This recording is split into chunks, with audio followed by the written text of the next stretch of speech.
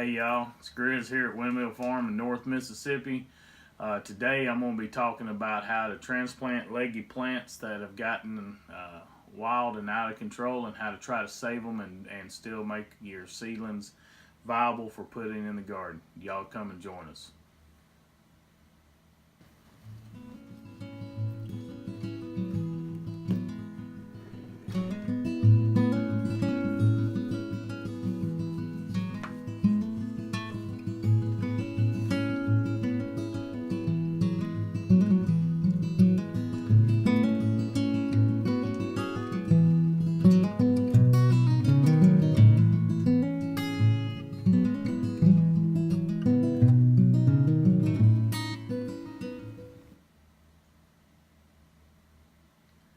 Hey, as I was saying about leggy plants, I planted some seedlings when I planted my English peas and my other stuff to get the stuff going in the house this year. Well, I thought my medium was good enough. Let me get this out of here. Y'all see my leggy plants. Um, Let me get this median out of here and show you.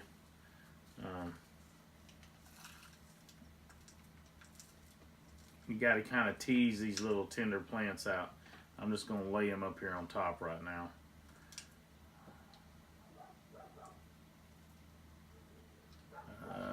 Break loose. There we go. There and there. Alright. As y'all can see, my medium on this one was just a little bit too coarse. It's not as coarse as what you'd find in in the ground and that kind of stuff, but it ain't as fine as what seedlings need. I was hoping that it would work at the time when we got these going. We were trying to get a jump on things, and that was our problem. We should have waited another couple of weeks and actually got the actual seed starting material. If you see, it's kind of hard to show the difference, but this is a lot lighter, a lot loamier. It's the peat moss that's in there. It's also the perlite that's in there, but a lot of that peat moss that's in there that just allows it to kind of just be loamy. But we're going to show you how I take the leggy plants, little seedlings, when I get them like that. And what we mean by leggy is if you notice the top two leaves that are coming out on this, notice how long of a stalk there is before you get to the root base on that. Alright? That's leggy. This plant shouldn't be but about that tall right there. With no bigger than the leaves are, this plant shouldn't be but about that tall right there. Alright? That means a lot of the potential that should have went into the growing of this plant and getting it going on a good start has been put into this stalk to get it up. It's been looking for light, and it's been looking for other places for its roots to grow, because the little fine roots that are in these small seedlings need to be able to reach out. They couldn't do it in this material here, so it's looking for somewhere else. In these pots here, these solo cups, I've got some seed starting material put in it that's actually meant for seed starting, and all I did was I took this little old thing. Yes, cats, we hear you. Sorry, my cats are being noisy. They see the light on out the window and they're trying to get our attention. But you take it, and all I do is I drop it down in there, and I put it down in there as far as I can, without bending that main stalk, mind you. You bend that main stalk, you twist it too far. Now it will take a little bit of bending, but you twist it too far, and what will happen is you will actually kill it, because you'll actually break it. And it's not to a point to where it can be broke a little bit and come back. At this point in time, this thing is very gingerly. Now what I'm doing is I put it in my hole, I backfilled and put some pressure on it, just like I showed y'all doing the strawberries. You've got to tamp it down around it. You've got to get that dirt going in there. And for this, I'm needing to put dirt on it to support it so it will get up there. Alright. Now, when I'm done doing each one of these seedlings, I'm going to water it real good. But now, it's still a little taller than I would want it, but right now, that's a lot better off, okay? Now we're going to water this and get it going in the right direction, and we'll do that to the rest of these, and then we'll bring you back in just a minute. All right.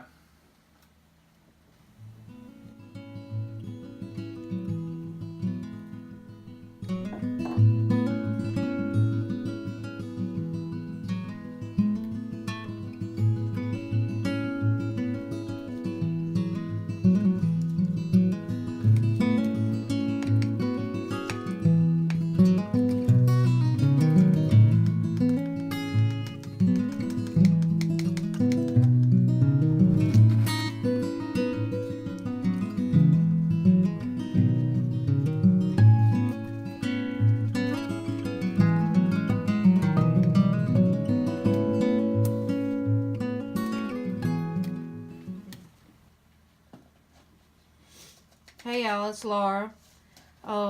Just to kind of show you a little closer, this is the actual seed starting material. As you see, it just kind of,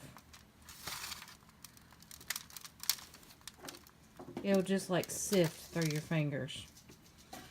This is what we originally had everything planted in. Now this is actually a potting mix. It's an organic potting mix that we had.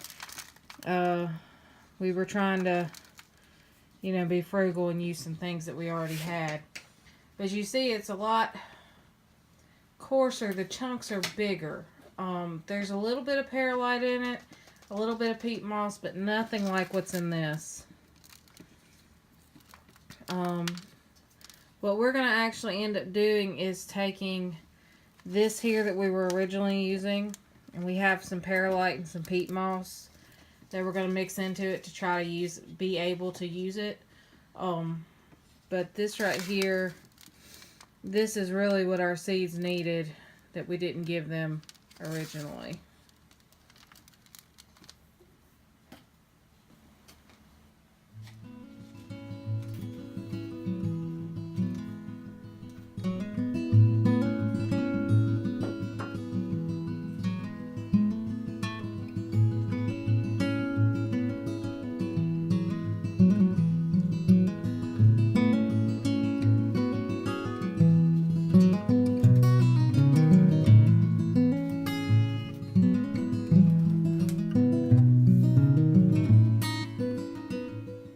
Hey, going to let you know as soon as we got them repotted here. We got a few more, but just for the video purpose, I'm just going to show you real quick. Like when we get them through repotted, we always go back and we put a little water on them.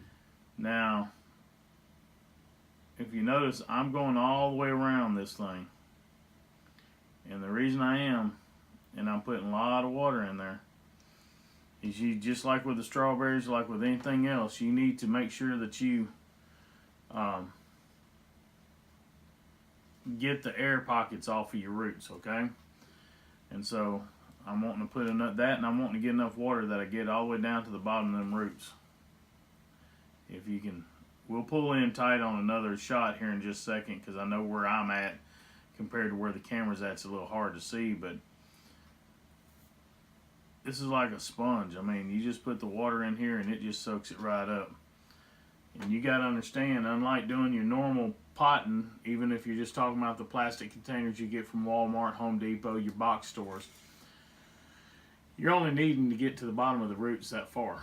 Well, because of we letting this get leggy, my roots are almost down here to the bottom of this, so I need to get this completely wet all the way down to here. So it's going to take a little bit more water in there than you normally do doing your seedlings. So, but it's a very important part, because you've got to get that air off of them seedlings. Now see, I'm starting to see some water drip out the bottom because we drilled holes in the bottom of ours, and that's exactly what I'm looking for right there. That means I've got water all the way to the bottom of them roots, and it's going to compact that soil up against them roots and allow it to get the water that it needs and keep the air off of it all at the same time. So I'm going to do the rest of these here and get them ready to be put up on the trays for the night, and we'll be right back with you after that then.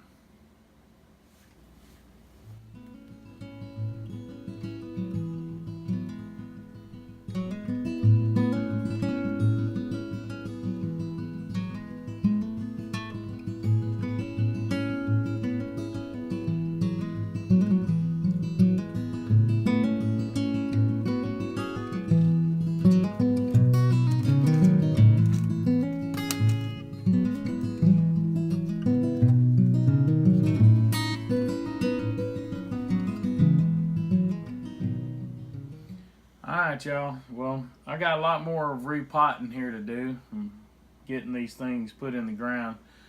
But at least y'all got to see how to do it a little bit. See that even with all the stuff that we do, we make mistakes just like everybody else. And we'll bring you some more update of this as it goes along within the next week or two, show you how they respond to being repotted in the actual potting mix that they were supposed to have been potted in all along. But at least y'all got to come join us on that journey today of seeing one of our mistakes and trying to correct it and get it going in the right direction so that we can have a good harvest this year. I've also started doing some of my Swiss chard. It too was done, and I got some spinach to do the same way. So, but anyway, look, y'all have a blessed day and stay safe.